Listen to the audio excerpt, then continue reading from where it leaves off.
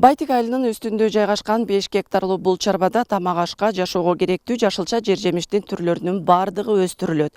Мисалы үчүн сиздер көрүп турган бул майда күнөс каналарда адамдардын организмине кубат берүүчү, витаминге бай капуста, картошка, сабиз, бурчак сыяктуу жашылчалар дары-дармексиз, зыянсыз өстүрүлүп, шаардын дүкөндөрүнө жөнөтүлөт. Мындан тышкары чарбада аймактардан келген ар түрлүү жер жемиштерди тандап, тазалап таңгактоочу ишкана бар.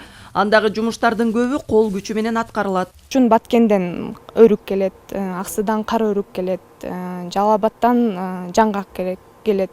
Ошолордун баарын тазалап, анан упаковкалап, таңгактап туруп коебу. Анан партнёрлорго жана дүкөндөргө кетиребиз да. Анткени ал айлана чөйрөгө зыян алып келбеген экономика экендигин көпчүлүк түшүнүп калгандыгын айтат серепчи Азамат Темиркулов.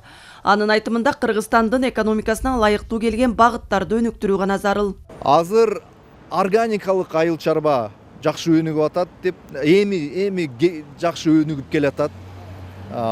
Бул абдан перспективдүү багыт деп эсептесек болот Кыргызстанда.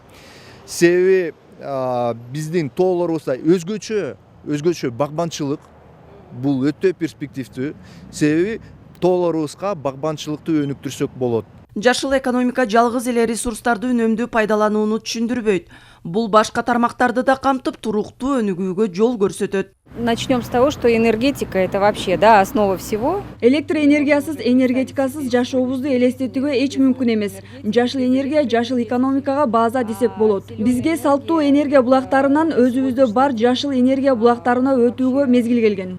Жаратылыш ресурстарын сарамжалдуу пайдалануу негизги максат болгон жашыл экономиканын түпкү мааниси адамдардын жашоо шартын жакшыртуу, таза, пайдалуу, зыянсыз азыктар менен камсыз кылуу жана адамдардын ден соолугун чыңдоого өбөлгө түзүү экенин адистер айтышат.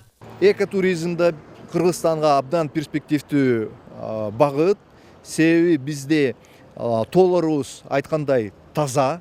Экотуризмди өнүктүрсөк, ошака медициналык туризмди өнүктүрсөк болот. Баягы сууларыбыз бар, радон суулары, минерал суулары, ошака кандай бир санаторий, лечебница, здравницаларды ачып, эко-оздоровительный туризмди өнүктүрсөк болот. Былтыр Бириккен Улуттар уюмунун деңгээлинде туруктуу өнүгүүнүн 2030 жылга чейинки максаттары кабыл алынган.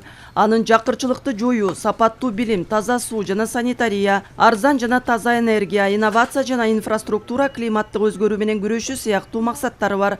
Кыял Шаршеева, Алмаз Нурманбетов, Ала 24.